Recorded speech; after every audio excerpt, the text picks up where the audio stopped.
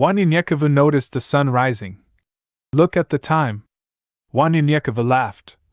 I've talked your ear off, but we need to rest. Neriglissar was not sleepy and wanted him to continue. Never heard of those words like, but I feel so much better.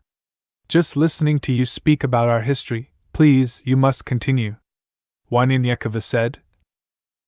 They use Wakatilians and Katai now, but I'm always happy to teach, and I'm still learning more about history myself. But maybe, later today, we can talk even more, after I get some rest. Wanyanyekova had slept until 3 p.m. As he walked out of the tent, Neriglissar and a few Wakatilians were waiting for him to come out to finish his story. One of the women standing there had already prepared a meal for him, and he smiled and bowed to the young lady. I'm just as eager to tell you what I know, as well, thank you.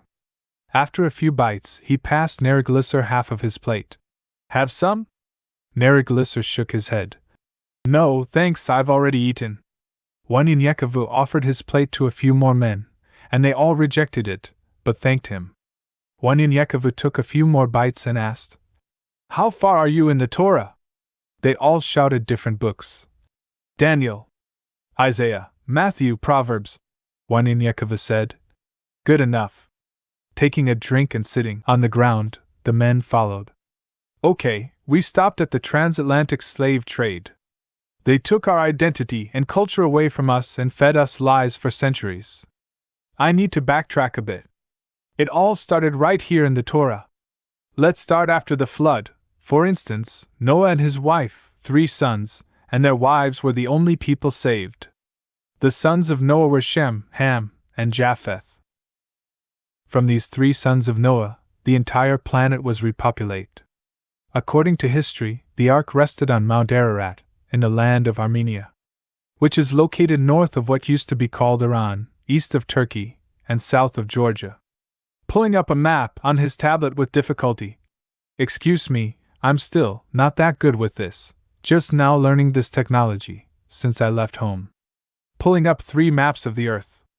He pointed to the first one. This is how the earth looked at this time. During the age of Noah, it was one massive rock called a Pangaea. Armenia was located here. Now up to this point, the entire planet spoke one language. Most of the people dwelled in one location called the Valley of Shinar located here. Men began to build a tower up to heaven. An ancient Jewish historian, Flavius Josephus, said, God also commanded them to send colonies abroad to repopulate the earth. But the people did not obey God. They say Nimrod, the Ethiopian, held the people under his dictatorship when they were building the tower. That was the same Tower of Babel, of course. God disapproved of its construction because it showed disbelief in his word to go out and replenish the earth. He confused men's language and scattered them to the 4 corners of the earth. Wanyanyekova took a few seconds to think and then said, It only makes sense that those who understood each other left with one another. The sons of Noah were Shem, Ham, and Japheth. As I mentioned before, so men were classified as Shemites, Hamites, and Japhites, and not Caucasoid, Mongoloid, or Negroid. The ancients, including the Greeks and Romans, identified people according to their national or tribal names. They used Visigoths, Vandals, Saxons, Ethiopians, Carthagins, Jews, Arabs, Persians, Babylonians, Egyptians, Moors, etc.